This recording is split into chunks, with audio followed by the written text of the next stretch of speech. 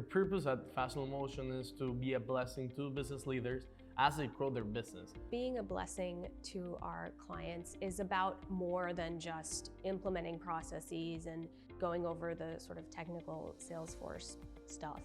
Being a blessing is understanding that at the other end of that screen, there's a human, there's a person. Creating those personal relationships with them, understanding that our clients are humans just as us, and being empathic with them. It's really about helping them understand pain points that they didn't realize that are affecting their business processes or their customers or their employees. Us being a blessing is being able to say, we can see the idea you have, we see the drive you have, let us come alongside you and make the infrastructure make sense. And we're a partner along the side to help them get to that finish line. Having the ability to be a blessing to people that I encounter, to help businesses grow, to help relationships grow, just the ability to incorporate such a large part of my personal beliefs into my professional aspect has been a game changer for me.